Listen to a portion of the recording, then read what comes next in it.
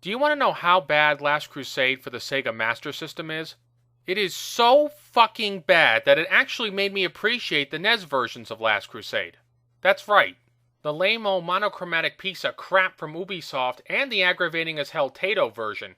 In fact, it's so awful that even the world's most die-hard indie fans would weep if they played it. So anyway, let's get into it. Indiana Jones and the Last Crusade for the Sega Master System. One of the only things I can say in the game's favor is that the graphics look a damn sight better than both NES versions. In particular, Indiana Jones looks good. The only exception to this is his falling animation. He looks like such a dumb fuck in this pose, like, duh!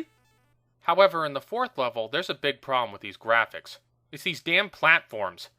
Their gray color blends right into the fucking background. You can be walking along, da-da-da-da-da, and whoops, I fell right off the edge of the platform. Here's a little tip for the game designers. Make the color of the platforms different from the background, you fucking asshats! As for the graphics in the other levels, they're average at best. I wouldn't get myself in a twist over them, but hey, they do the job, so that's enough for me. The game's controls are at best adequate. You move left and right with the control pad, punch or use the whip with button 1, and jump with button 2. One big problem with the controls, though, is that Indy moves way too slowly, and this is really aggravating in the third level when you have to hustle. In fact, he moves so slowly that you have to hop and skip around like a fucking retarded bunny rabbit just to get anywhere. Why can't Indy hustle like he does in the Super Nintendo version? But oh no, he can't have that! Seriously though, if you try to walk through this level, you will run out of time and die. Maybe instead of a hat and a whip, he needs a firecracker up his ass. Jumping is also awkward because he can only go so far, then he'll stop dead in space and fall straight down. This causes a major problem in a certain part, which I'll get to later on. But what really sinks this game is not the graphics or the controls, it's the wretched gameplay. It stinks to fucking high heaven! In fact, it's so bad it makes the two NES versions look good by comparison. And how, you might ask? Well, here's how. Right from the start, this game is viciously difficult, and I mean viciously. For example, in the Ubisoft NES version, if you get hit, typically you get knocked back and lose a little health. But in this piece of fucking junk, if one of the men hits you, you almost always die instantly. They don't even have to punch or shoot you, they can just walk into you and you're dead. Wait, what? How can somebody kill me by just walking into me? What, is he surrounded by fucking invisible spikes or something? Allah have mercy, please! And the same thing goes for water. Fall in water in the NES version and you bounce back. Fall in water here and you die instantly. So now Indy's like the Wicked Witch of the West. Even worse, a giraffe's head in the second level can kill Indy instantly. Let me reiterate that. A giraffe's head can kill one of the world's greatest action heroes in one hit. Get the fuck out of here! I could just see his obituary now. Famous archaeologist killed by giraffe's head. Yeah, that's classy. Another big problem is with the whip, or should I say whips. Namely, you only get 5 of them. That's right, only 5 whips. In the Ubisoft NES version, once you got the whip, it was yours for the rest of the game. And if you collected more whip icons, it would increase the weapon's strength. But in the Sega Master System version, if you collect a whip icon, you only get 5 whip strikes. And if you collect another whip icon, you still only get 5 strikes. And once those run out, you have to resort to your fists. What kind of fucking Mickey Mouse bullshit is this? Why does he only get 5 strikes per whip? Are they that fragile? Why can't he just get 1 whip and keep it? Could you even imagine another indie game or a Castlevania game where the hero can only use his whip 5 times? This is insane! It's like a bunch of moronic dickheads programmed this game. And here's yet another problem with the game, among many. It is glitchy as all hell. Here's just one example.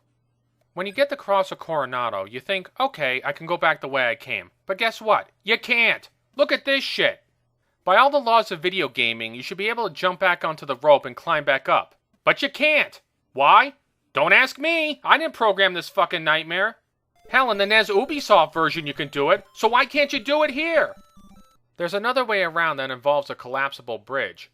But once you walk over it the first time, it leaves a big chasm that you can't jump over. So unless you magically know to jump over that bridge the first time, it'll leave that damn gap. And once that bridge is gone, forget it. You'll never get back up there in time, so you'll have to lose a life. did I neglect to mention how much I hate this fucking game? Here's yet another terrible jump in level 4. Not only is it difficult to see the platform, you have to aim it just right or Indy falls through it and dies. What? How can he miss that platform?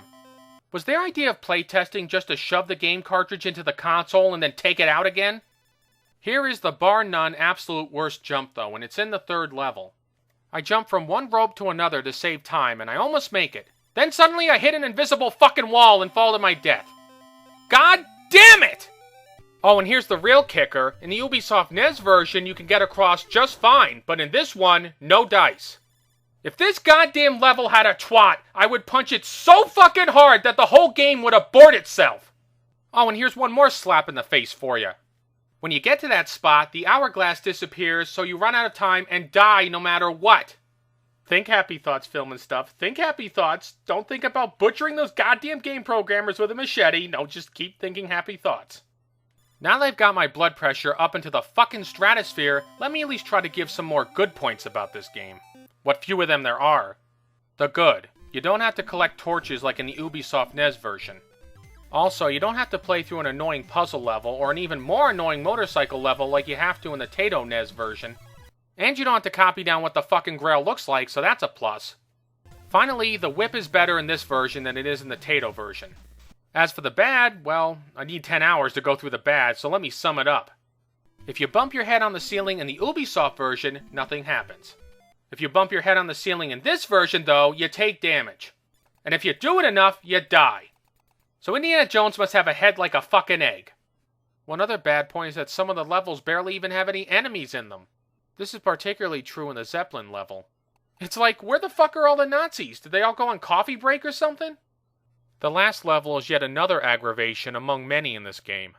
The game designers try to go for this quasi-3D look, and it makes things even more annoying than they need to be. For example, in this one part here, you have to line up Indy just right, otherwise he'll literally jump through the fucking rock and die. The blades are yet another problem with this level. Because of the level's perspective, it's difficult to see whether or not you're in the path of a blade. You could be standing in its path and not even know it. Or you can try to jump over it and it kills you anyway. Why oh why couldn't they have made a straightforward side-scrolling level like in the Ubisoft version? And yet again, for the billionth time, you can't just walk through the level. Oh no, you have to jump through it like an idiot, otherwise you'll run out of time. Then once you get to the end, you don't even bother to select the right grail. Oh no, they just leave the right one there for you. In the Taito and Ubisoft versions, you actually had to select the right grail like in the movie. But in this piece of shit, they said, fuck it, just take the goddamn grail and end it already. Speaking of endings, here's another big letdown for you. One screen with a guy that doesn't even look like Indiana Jones and the words, "The End." Wow, I feel really fulfilled. As for the music, well, there really isn't any, except in the beginning and the end and the cutscenes. And surprise, it's just a really bad rendition of the Raiders March. Actually, it's so bad it's not even really worth listening to. One last point. This game gives you a couple of lives and 2 continues.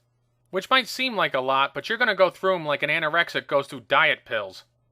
The Ubisoft game gives you a password system, but this game says, fuck it, we ain't giving you shit. But then the Taito version only gives you a few lives and no continues, well except in the motorcycle chase, so I guess this game is a little bit better. Actually no, fuck that, it still sucks.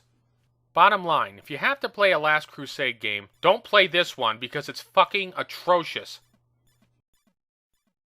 So in conclusion, I haven't yet gotten around to some of the other Last Crusade games, but after this fucking game, I'm not exactly chomping at the bit to review them.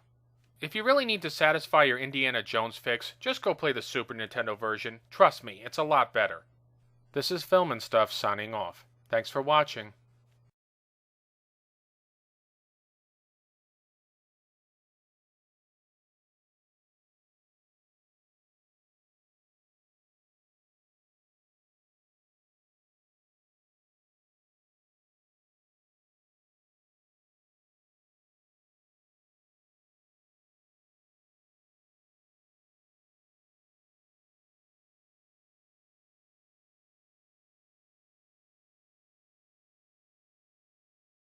Get the fuck out of here!